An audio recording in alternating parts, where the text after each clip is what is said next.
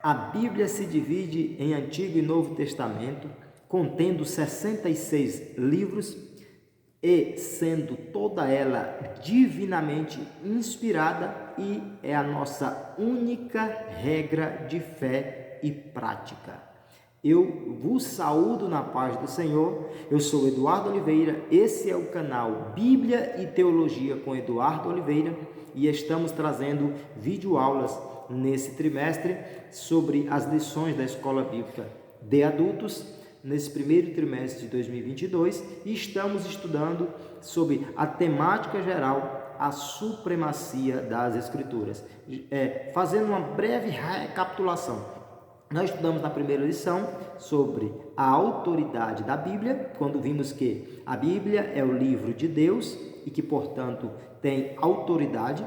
Estudamos na lição de número 2 sobre a inspiração da Bíblia e pudemos ver de forma enfática que as Sagradas Escrituras, a Bíblia Sagrada, ela é toda inspirada pelo Espírito Santo. Ela é totalmente humana, porque foi escrita através de homens usados por Deus, mas ela é totalmente divina, porque foi inspirada pelo Espírito de Deus. Nós vimos na lição anterior, lição número 3, sobre a inerrância, que quer dizer que a Bíblia não erra. A inerrância da Bíblia, que diz respeito ao fato de que a palavra de Deus não contém erros, que não é possível a Bíblia errar.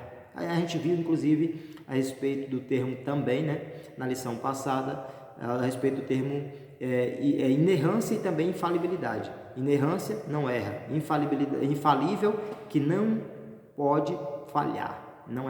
Não há possibilidade de a Bíblia falhar, de a Bíblia errar.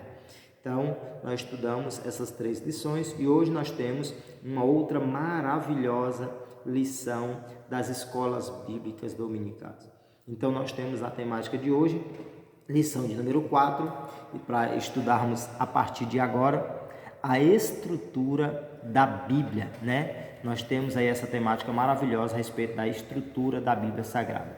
Eu gostaria de trazer aqui, antes de nós começarmos o nosso assunto, de vez em quando eu vou trazer aqui, quando nós estivermos tratando de lições da escola, trazer alguma dica, algum apontamento, alguma dinâmica, alguma coisa para professor, para coordenador ou sobre a escola bíblica de modo geral. Hoje, o que quero trazer-vos é sobre a importância do planejamento de aula para os professores da escola bíblica dominical. Por quê? Porque nós precisamos levar muito a sério, porque nós, como professores de escola dominical, nós somos responsáveis, nós estamos como responsáveis por falar da palavra de Deus. O pregador, o ensinador, o professor de escola bíblica, ele precisa ter esse entendimento da dimensão do que é falar da Bíblia Sagrada, da palavra de Deus, Então, por que o planejamento de aula? Qual a sua importância? De forma bem rápida. O planejamento de aula é importante para ajudar-nos quanto à administração do tempo. Por quê?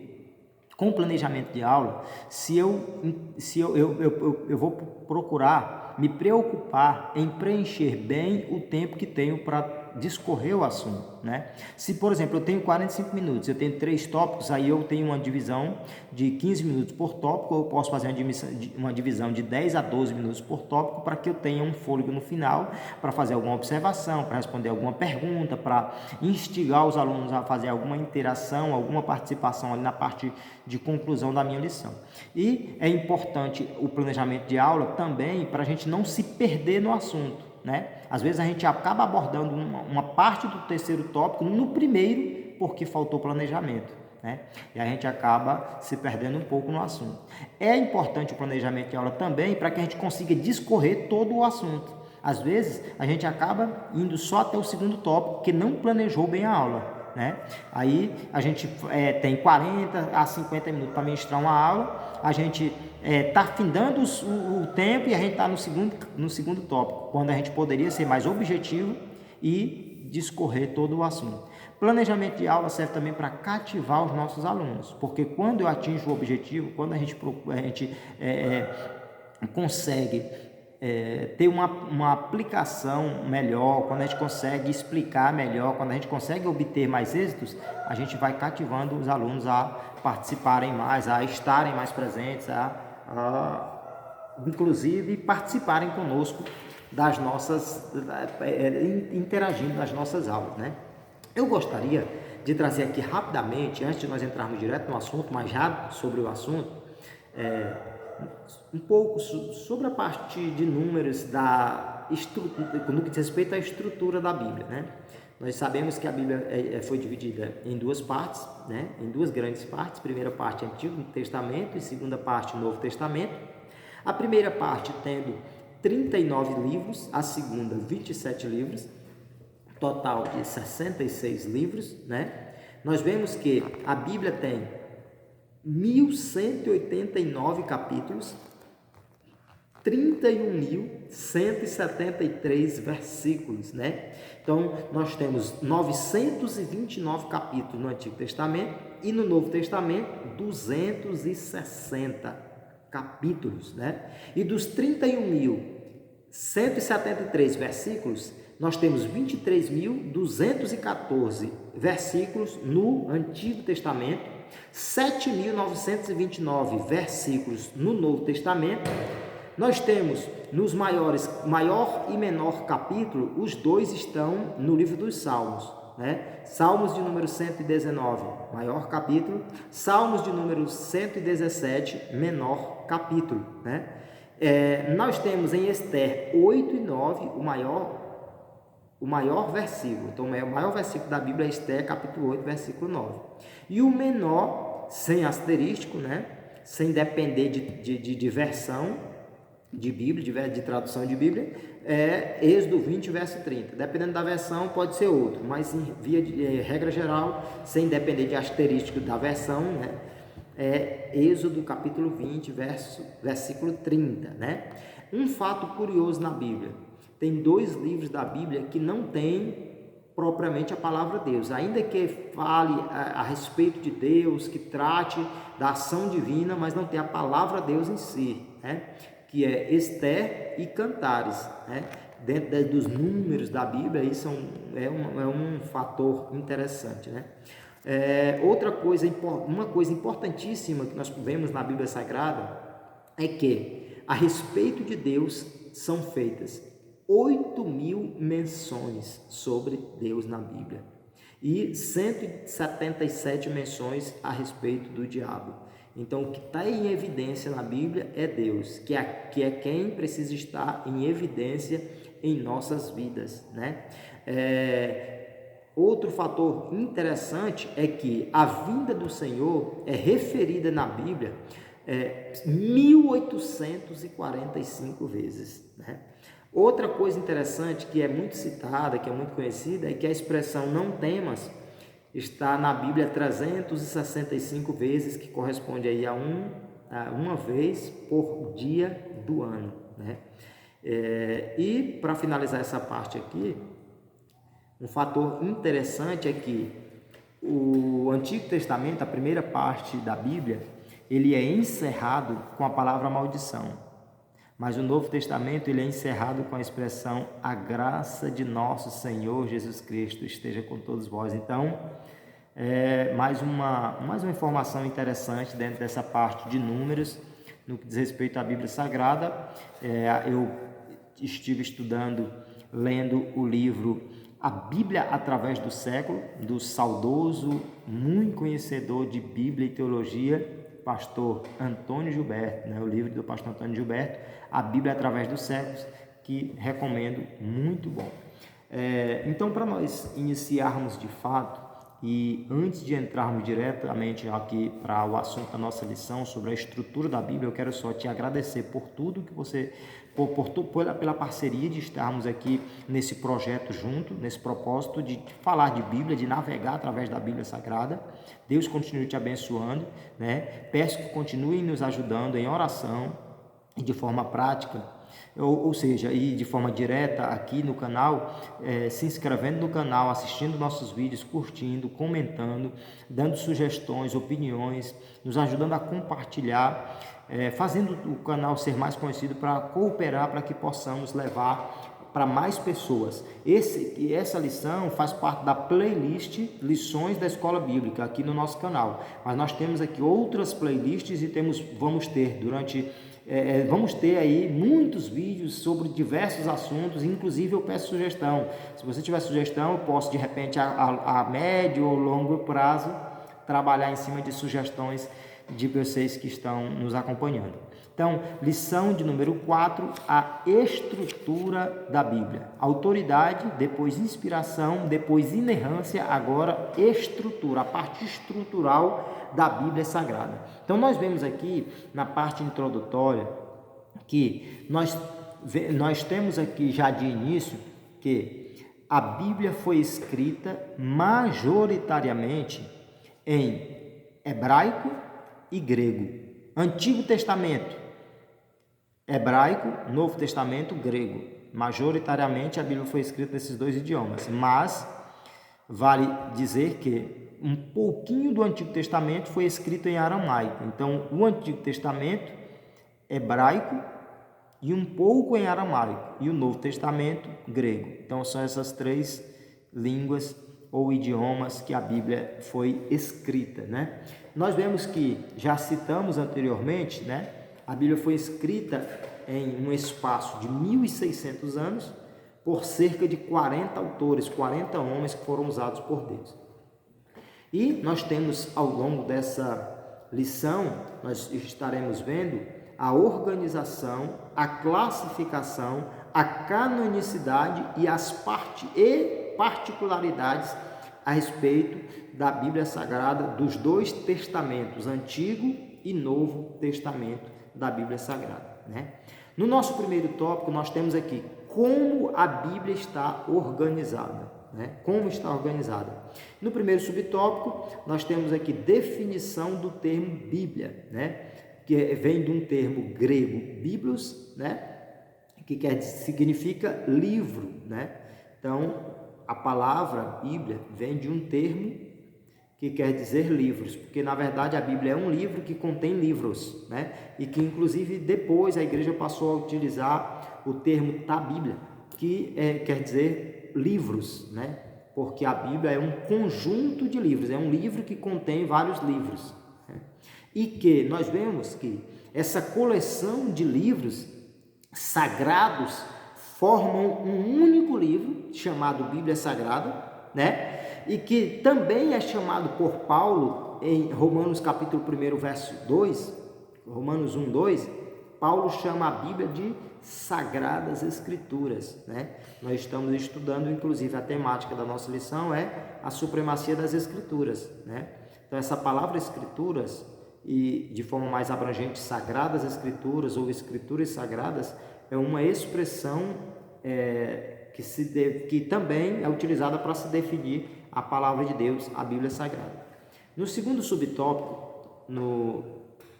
subtópico do primeiro tópico, nós temos aqui a respeito do cânon da Bíblia Sagrada. O que vem a ser o cânon? O que significa isso, né? Qual é a sua aplicação, a sua importância? Nós vemos que essa palavra ela vem de dois termos, né? Do hebraico canem e do grego canon ou canon, né? Que significa vara de medir ou régua, né? Então significa, o termo do original significa vara de medir ou régua, e teologicamente a gente cita a palavra cânon como uma norma de avaliação, para que através dessa norma em que se avalia, através dessa régua, dessa medida, dessa vara de medir, dessa norma, possa-se identificar os livros que são sagrados. Então, o cânon foi o processo pelo qual se avaliou quais os livros eram de fato sagrados, ou seja, provenientes de Deus, os livros que eram de fato divinos, sagrados, né? Porque na verdade existiam muitos livros, não eram só os 66, né? Inclusive tem a Bíblia aí com 73 livros, que a gente citou em um dos vídeos anteriores, né? Que tem 7 livros que nós não consideramos como sagrados, como canônicos, como provenientes, como bíblicos, né? Mas existiam, além desses 66 e desses outros 7, existiram outros livros que foram feitos, mas que foram analisados e muitos refutados porque continham erros, né? Não estavam de acordo com os outros livros que compõem a Bíblia Sagrada, os outros 66 livros. Então nós podemos ver que esses 66 que foram colocados como livros canônicos, né, são livros que foram designados como sendo aceitos, ou seja, que foram aceitos como divinamente inspirados, né? Então foi feita a análise, o cânon, e foram aceitos esses 66 livros que compõem a Bíblia Sagrada como os livros que foram divinamente inspirados por Deus, né? E nós vemos também que o cânon bíblico, ele está completo e que ele não pode ser acrescentado ou retirado das escrituras canônicas, né? Então está fechado, está completo, né? Nós vemos que quando está ali encerrando o seu livro, o apóstolo João, no Apocalipse, no último capítulo, já bem na parte final, ele trata da importância de não querermos acrescentar ou tirar nada do que está ali na Escritura, né? No nosso terceiro subtópico do primeiro tópico, nós temos aqui os 2 testamentos, né? Então nós temos Antigo e Novo Testamento. E o que vem a ser propriamente testamento, né? Esta palavra ela significa pacto, concerto ou aliança, né? Ou seja, a palavra testamento ela diz respeito ao pacto, concerto ou aliança de Deus com a humanidade, né? E nós vemos que a expressão Antigo Testamento ela foi utilizada primeiro por Paulo, né? Paulo inaugurou esse termo. Velho Testamento ou Antigo Testamento, conforme nós vemos na segunda carta que Paulo escreve aos Coríntios em capítulo 3, versículo 14, né? E vemos que o termo Novo Testamento, ele foi usado para referir-se ao cumprimento da profecia de que Jesus viria como mediador de uma nova aliança. Então, quando no Antigo Testamento nós vemos essa profecia da vinda de Cristo como mediador da nova aliança, do novo pacto, do novo concerto de Deus com a humanidade. E o cumprimento da vinda de Jesus é chamado de Novo Testamento, né? Que essa expressão foi usada para referir-se ao quando cumpriu-se esse momento, inaugurou-se essa nova aliança, né? Que nós temos a antiga aliança, que na época da lei, e esta nova aliança que Jesus estabelece através quando da sua vinda como nosso mediador deste novo testamento, desse novo pacto, deste novo concerto, desta nova aliança, né? Então nós vemos aqui no segundo ponto da nossa lição o Antigo Testamento. No primeiro subtópico, os livros do Antigo Testamento, né? E nós temos aqui então a classificação dos livros do Antigo Testamento. Então, se a Bíblia tem 66 livros, sendo 39 no Antigo Testamento, e o Antigo Testamento é dividido em 4 partes principais, né? 4 categorias. Primeira, Pentateuco. Segunda, históricos. Terceira, poéticos. Quarta, proféticos. Sendo que a quarta parte diz respeito a uma categoria que ela é subdividida em profetas maiores e profetas menores. Então nós temos, primeira parte, Pentateuco, que são os livros da lei, né? Gênesis, Êxodo, Levítico, Número e Deuteronômio. Segunda parte, nós temos os livros históricos, né? Que vão de Josué a Esther, né? Livros históricos são 12, a segunda categoria, né? Josué, Juízes, Ruth, 1 Samuel, 2 Samuel, 1 Reis, 2 Reis, 1 Crônicas, 2 Crônicas, Esdras, Neemias e Esther, né? Então nós temos 12 livros que são os livros históricos. E a terceira categoria, que são os livros poéticos, 5 livros, de Jó nós temos os livros de Jó, Cantares, que é Jó, Salmos, Provérbios, Eclesiastes e Cantares, né? 5 livros que são da terceira categoria, são os livros poéticos. Na quarta categoria nós temos 17 livros que são os livros proféticos, que são subdivididos em 2 categorias. Primeira categoria, profetas maiores. Segunda categoria, profetas menores. Primeira categoria, profetas maiores. Isaías, Jeremias, Lamentações, Ezequiel e Daniel. Eles são profetas maiores porque o conteúdo literário, o tamanho dos livros ali, tem um conteúdo maior, né? O conteúdo do livro desses profetas. Lamentações tem só 5 capítulos, um conteúdo pequeno, mas como é um livro do profeta Jeremias, que é profeta maior, então ele pegou ali uma carona e ficou ali dentro dos livros que estão na categoria de profetas maiores. E os profetas menores nós temos de profeta Oséias a Malaquias, né?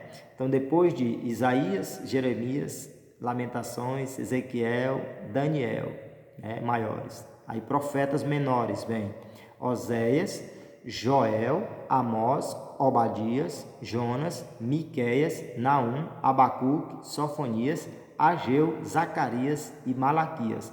Os 12 livros que estão na categoria de profetas menores, né? Então, a parte da classificação do Antigo Testamento, nós temos esses 39 livros na nossa Bíblia Sagrada, né? Então nós vemos aqui no segundo subtópico a respeito da canonicidade do Antigo Testamento, no segundo subtópico do segundo tópico, nós vemos que existem 3 fatores basilares na avaliação de um livro canônico, ou seja, 3 fatores que servem de base para se determinar se o livro é colocado como aceito como canônico, como sagrado, como divino, né? Então, primeiro, a inspiração divina. Segundo, o reconhecimento do povo de Deus. E terceiro, a preservação pelo povo de Deus. Nós vemos que, primeiro, para um livro ser considerado canônico, ele precisa ter uma inspiração divina. Então, era feita uma análise se esse livro estava na direção do Espírito Santo. O conteúdo dele tinha a direção do Espírito Santo. Porque se tinha erro, e o Espírito é de Deus e Deus não erra, então não era inspirado, logo não era canônico. Segundo método ou segundo fator, além de ser inspirado pelo Espírito Santo, eles analisavam o fato de que, ou seja, fora observado que o reconhecimento do povo de Deus com relação àquele conteúdo do livro demonstrava que era um livro canônico, né? Que o povo de Deus reconhecesse o conteúdo daquele livro como sendo palavra de Deus. Além da inspiração divina de o povo de Deus reconhecer aquele conteúdo como sendo um conteúdo sagrado, tem o fator da preservação. Como era o contexto desse fator, né? O fato de que o povo de Deus ele preservava aquela palavra, né? Seguia tendo aquela palavra ali, continuava utilizando aqueles textos, aquela palavra divina em suas vidas. Então, essa preservação desse texto pelo povo de Deus era um dos fatores que determinava a canonicidade do livro para que ele pudesse fazer parte da Bíblia Sagrada. Para nós finalizarmos o segundo tópico, o terceiro subtópico, particularidades do Antigo Testamento. Nós vemos que quase todo, como eu citei no início, quase todo o Antigo Testamento fora escrito em hebraico, só uma pequena parte que foi feito em aramaico, né? Algumas porções ali que foram escritas em aramaico. E nós vemos que o aramaico ele era ali uma espécie de dialeto, né? O que é um dialeto, né? É uma linguagem de determinada comunidade ou região, né? Então, em um determinado lugar, existia ali um dialeto que era o aramaico, então houve a necessidade de se escrever em aramaico em função daquele povo que tinha essa linguagem, que tinha esse dialeto, né? E que parte do Antigo Testamento, uma pequena parte, foram escrita nesse dialeto que foi o aramaico. E um outro fator interessante aqui sobre as particularidades do Antigo Testamento é que o último livro canônico foi o livro do profeta Malaquias, né? Que foi concluído antes do ano 430 a.C. Então foi aí o último livro canônico que fez parte do Antigo Testamento, que inclusive ali na ordem dos livros da Bíblia, ele é o último livro dos que compõem os 39 livros do Antigo Testamento. Para nós partirmos para o final da nossa aula de hoje, da nossa videoaula, terceiro tópico da nossa lição, o Novo Testamento, né? Primeiro, os livros do Novo Testamento, é que nós vemos aqui a classificação dos livros do Novo Testamento, que também tem quatro grandes partes, né? Que são livros que foram reconhecidos, né, pela Igreja do Senhor após a morte e ressurreição de Cristo. Nós sabemos que a Igreja começou através dos apóstolos, os apóstolos ali do colégio apostólico, os apóstolos ali que andaram com Cristo, os 12 apóstolos que estiveram com Cristo. Eles são a igreja, a igreja nascente, né? Através dos apóstolos ali que começou a história da igreja. E nós vemos que a partir da morte e ressurreição de Cristo, a igreja ali, representada pelos apóstolos, passou a reconhecer os livros que vieram a compor o cânon do Novo Testamento, que são 27 livros, e estão divididos em primeira categoria, evangelhos. Segunda categoria, nós temos história, que é um livro apenas. Terceira categoria, cartas, que é subdividida em duas categorias. E quarta categoria, revelação. Primeira categoria, evangelhos. Nós temos Mateus, Marcos, Lucas e João, né? Os três primeiros livros, Mateus, Marcos, Lucas, os três primeiros evangelhos são considerados sinóticos, né? Que significa semelhantes ou parecidos. E temos o quarto livro, que é João, os quatro evangelistas que escreveram a respeito de Jesus, que narraram a história de Jesus, né? Segunda categoria, a categoria de livro histórico, né? Que é o livro de Atos dos Apóstolos. É o único livro que pertence à segunda categoria dos livros do Novo Testamento. Terceira categoria, as cartas, onde nós temos 21 cartas. 13, a primeira parte da subdivisão, que é Epístolas Paulinas, e 8 cartas, que é a segunda parte, que é Epístolas Gerais. Epístolas Paulinas, nós temos as cartas que vão de cartas ou epístolas, né? Tanto faz o uso dos termos. Primeiro, nós temos as Epístolas Paulinas, depois as Epístolas Gerais, as Epístolas Paulinas indo de Romanos a Filemon, né? Romanos, 1 Coríntios, 2 Coríntios, Gálatas, Efésios, Filipenses, Colossenses, 1 e 2 Tessalonicenses, 1 e 2 Timóteo, Tito e Filemon, né?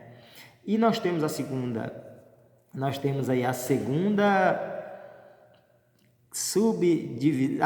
segunda divisão dentro dessa categoria, né?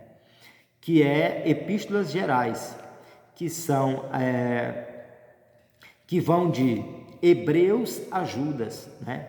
Então nós temos Hebreus, Tiago, 1ª e 2ª Pedro, 1ª, 2ª e 3ª João, Judas e ou seja, 1ª, 2ª e 3ª João e Judas. 8 cartas que compõem essa segunda parte de cartas ou epístolas, que são as epístolas gerais. E nós temos, para finalizar, a quarta categoria, né, que é a categoria de livro que tem característica de revelação, que é o único livro, que é o livro de Apocalipse. Então, nós temos aí os 27 livros divididos em 4 categorias no Novo Testamento. Canonicidade do Novo Testamento, aqui já bem na parte final da nossa lição e, consequentemente, da nossa videoaula. Canonicidade do Novo Testamento, né? Nós vemos aqui que os critérios utilizados para a canonicidade do Antigo e do Novo Testamento são iguais.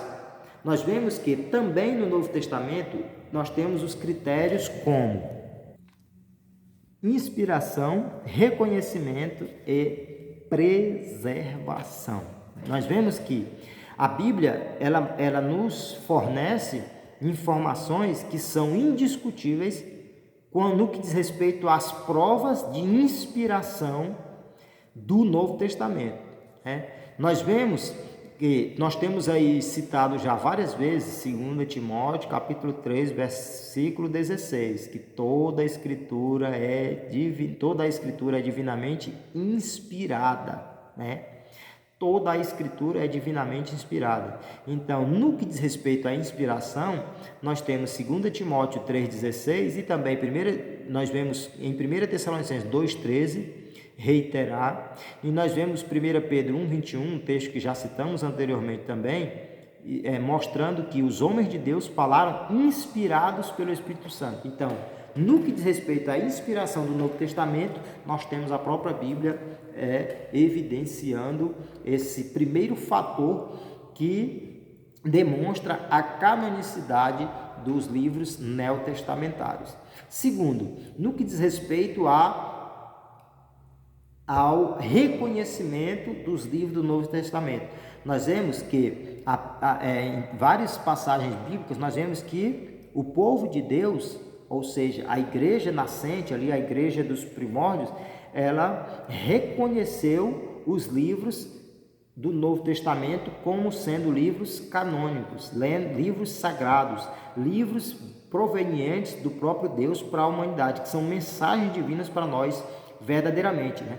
Que desde o início, aqueles escritos que eram falsos foram sendo deixados de lado, foram sendo refutados pela igreja. Por quê? Porque aquilo que era de Deus, que são os livros do Novo Testamento, eles abraçavam, eles utilizavam, mas a gente vê em passagens bíblicas como 2 Tessalonicenses 2,15, que Paulo ele adverte a igreja a ter esse cuidado com os falsos ensinamentos, com os escritos que não são provenientes de Deus, né? Então a igreja ela deixava de lado, ela utilizava esses livros porque eles são de fato canônicos, são de fato divinos, são de fato sagrados, né? E no que diz respeito à preservação, nós vemos que houve essa conservação das escrituras ali no meio do povo de Deus, né? Os primeiros cristãos, eles adotaram a prática da leitura dos livros que foram autorizados em reuniões e cultos. Então a própria igreja, através da própria igreja, viu-se a conservação do conteúdo desses livros que são considerados, comprovados, que são aprovados como livros canônicos, como sendo livros ali que foram direcionados pelo próprio Deus através do seu Santo Espírito. E nós vemos que sobre as particularidades do Novo Testamento, nós vemos que todos os livros do Novo Testamento foram escritos em grego, como já tínhamos dito anteriormente, né? E que algumas expressões do Novo Testamento têm ali significado em aramaico, né? Nós vemos, por exemplo, Marcos capítulo 5, 41, nós vemos a Bíblia trazer lá aquela expressão talita cumi, né? Talita cumi, que quer dizer menina, levanta-te, era um termo em aramaico, é um termo em aramaico que está contido no Novo Testamento. E temos também, por exemplo, a expressão Abba Pai, né? Em Marcos capítulo 14, verso 36, que quer dizer literalmente Pai, Pai, ou meu Pai. Então, esta é a nossa lição de número 4, a estrutura da Bíblia Sagrada. E eu estou aqui grato a Deus por tudo que Ele tem feito e grato a Deus pela tua vida, pela sua parceria e peço, continue apoiando o nosso canal, orando por nós. Se inscreva no canal Bíblia e Teologia com Eduardo Oliveira. Continue nos ajudando e nos abençoando nesse projeto. Próxima lição, nós vamos estudar sobre como ler as Escrituras. Que Deus continue nos ajudando para que possamos aprender cada dia mais a respeito da supremacia das Escrituras e que a cada dia nós possamos estar vivendo a Bíblia, amando a Bíblia, lendo a Bíblia e finalizo dizendo, vamos ler, deixando aqui um incentivo, vamos ler toda a Bíblia Sagrada no ano de 2022. Amém? Deixe aqui o seu comentário. Eu quero fazer uma pergunta. Quem aqui está com o propósito de ler toda a Bíblia Sagrada nesse ano de 2022? Coloque aí. Eu estou com o propósito de ler toda a Bíblia em 2022. Deus abençoe a todos. Fiquem na paz do Senhor. Muito obrigado. Agradeço e continue orando por nós. Vou estar orando por vocês e grato a todos em nome de Jesus.